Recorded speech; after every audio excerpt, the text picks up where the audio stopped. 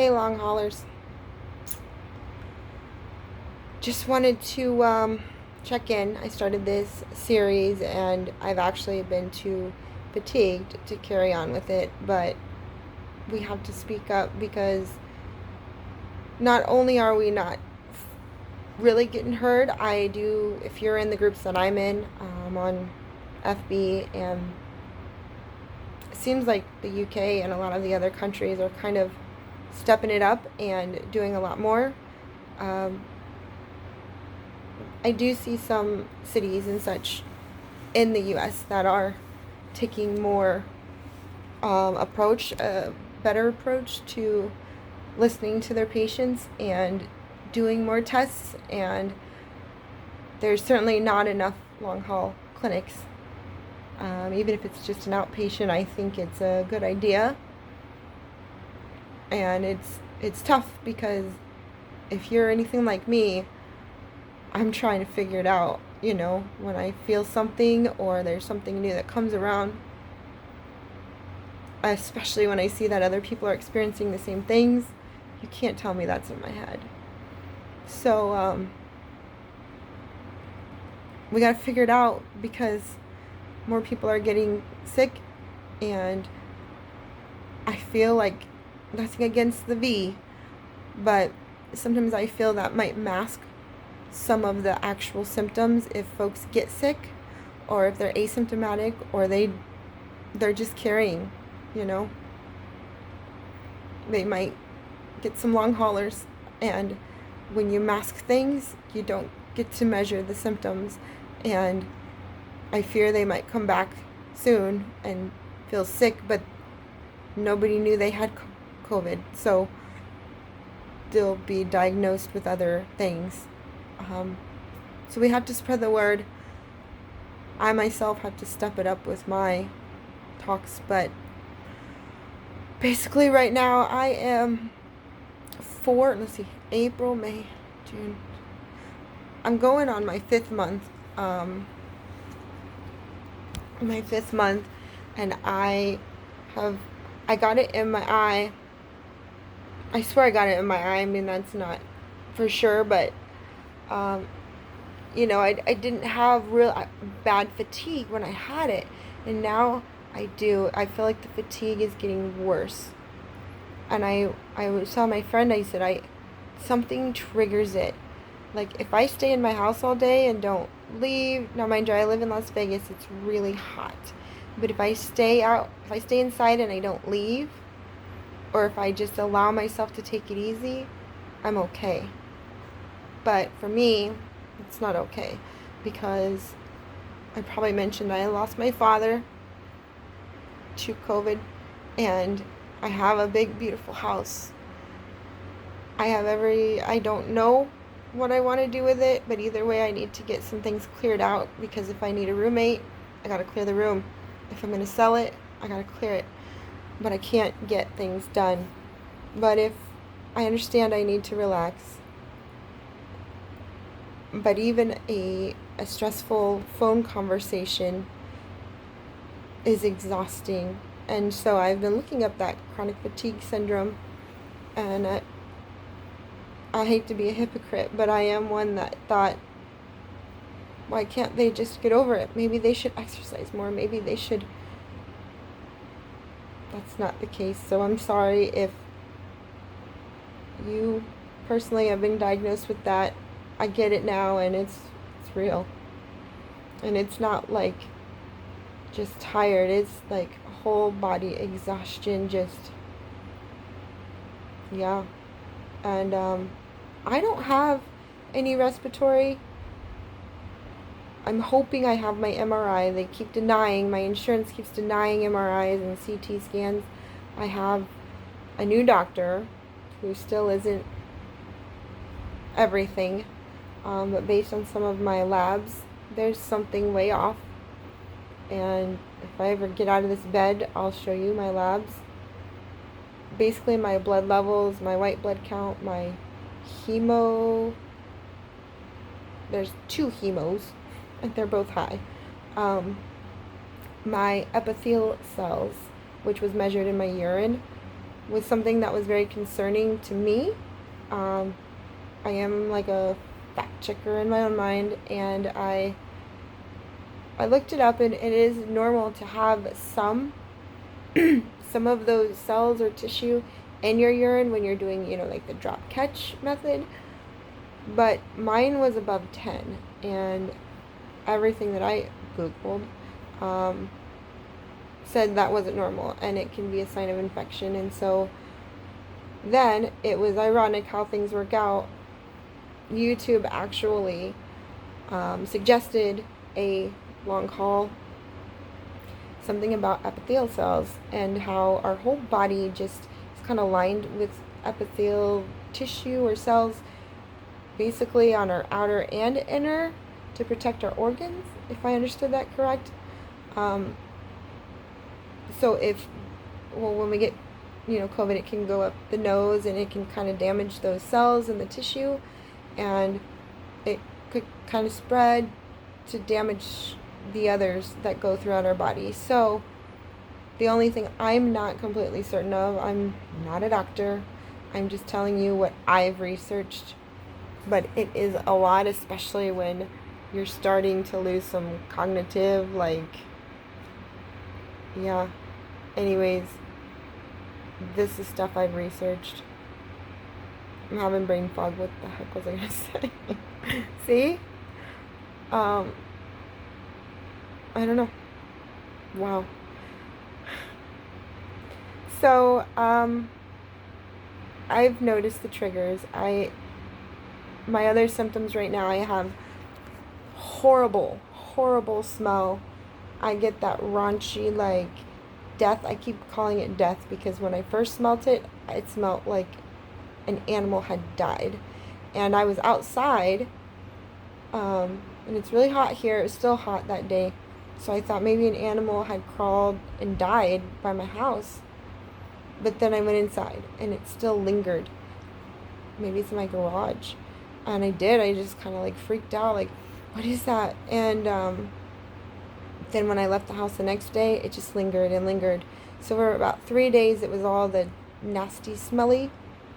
And then it kind of went away, but switched to the chemical smell. And I'm sure you know what that is if you've had these issues. I would rather just have no taste or smell. I should have been thankful for that, right? Because it's horrible. I hate to waste food. I really do. I live alone.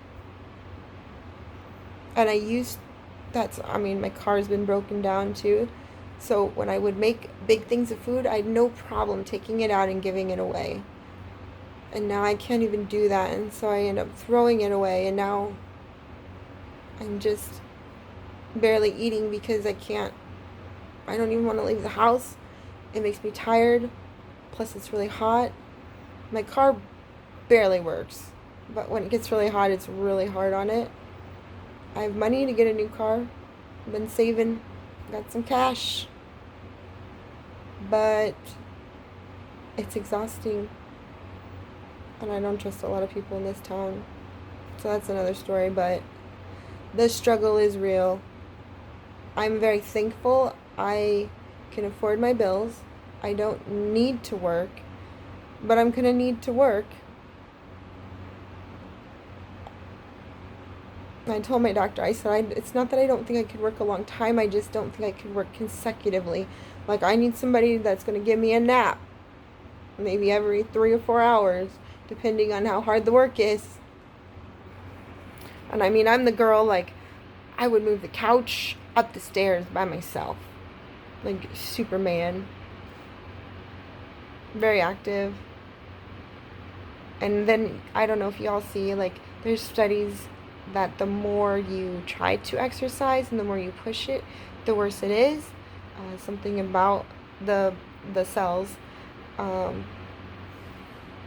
So, when people tell you, well, maybe you should work on your diet and exercise. Well, one, nothing tastes good or smells good. I can't even tell if the milk's rotten. Now, I'm not a huge milk drinker, but for a while there, I was just eating cereal because it was easy, and I can actually, it's like sweet stuff. I don't know if you get that, but sometimes sweet stuff's the only thing that doesn't smell or taste bad. I really can't smell it, but it doesn't taste bad. So I was having cereal a lot, but even in Vegas, unfortunately, I've bought milk before, and it's supposed to be great, like a week left till expiration, brand new, and it's horrible. It's nasty. Now, usually you can see it, but I always smell my milk before I drink it. And now it's, you know, that's probably why I really stopped drinking milk. Like, I didn't even have cereal for years because I had that bad experience out here with milk. And I think it's just because it's hot. It's probably harder to keep cool. I don't know. Anyways, I know, and even like with a fire, how do I know if there's a fire?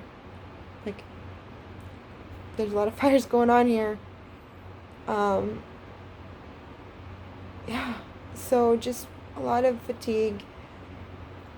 My usual, I do have a lot of nerve pain, but it is weird because it like flares up on certain days, and I found the correlation of what triggers when I get tired and my fatigue. That's just doing too much, which too much for me now is not too much that it used to be. It's not the too much it used to be. I used to clean the whole house in one day. Go, go, go, not stop.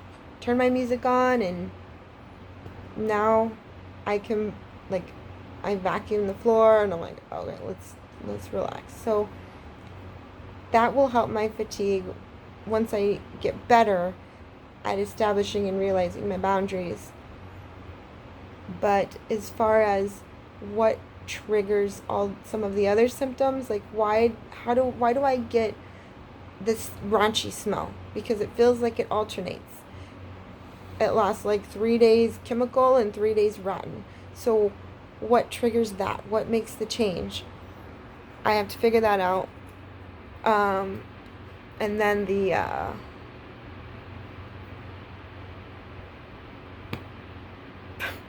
my nerve pain. Now, it's like I don't even really I still get the tingling and numbness, but that used to be all it was, and it was very extreme. Like, I got to switch this phone all the time, but now it's like it transitioned into whole body nerve pain. Yeah, and then that's when I can feel fatigue and weakness once again. Once that sets in, it's hard to go up the stairs. Sometimes it feels like shin splints, but I need to pay more attention because I still have joint pain, mostly in my hips and my knees. But I can't tell if the shin splint feel is from my joints or from the nerves. But I feel like, eventually it all triggers each other. So it starts with the tingling and numbness, but that doesn't last long anymore. And it's not as extreme. It just goes straight to the nerves. So like up my arms, and then it's like it meets in the middle, up my feet to my knees, and then I can feel like cramps in my butt. And it drops down mostly through my hamstrings, like the back of my legs. And then this right side of my body, I keep wondering if there's a correlation because my eye, this is the eye. I know it seems like, when you watch a video, it seems backwards. This is my right side, my right eye. So thankfully, it's been more extreme on the right side, because if it was the left side, I'd worry about a stroke, and which I still worry because if you look here, like, this eye just seems more lazy than the other one, And I get random swelling on certain days when I wake up, but I just try to make sure I have a cool rag.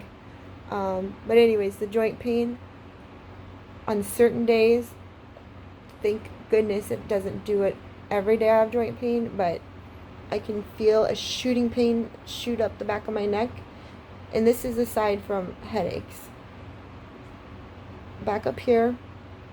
And then it's like it goes into my ear, like I start to feel like an ear infection, like that feeling.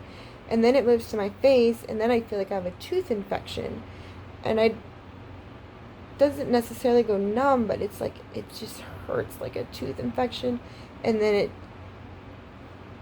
it swoops back to my eye. And then I can feel like a, not headache pain, but like a, not even really a twitch. I don't know. It's just like it all connects. But I do get headaches, and it seems like it hits real heavy on the back.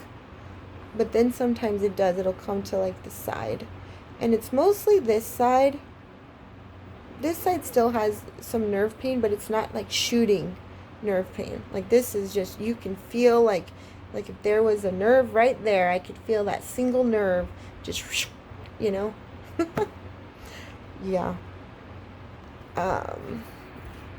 The headaches, it's like a flare up on that too. So sometimes I'll have a headache for like 3 days, and then I'll clear it, and I won't have it for like a week or two, and then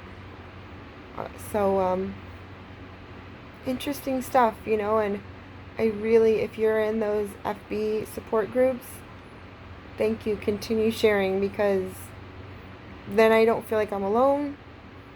I don't feel like it's in my head. And if you tell me that your doctor told you something, believe me, I don't believe really anything anymore.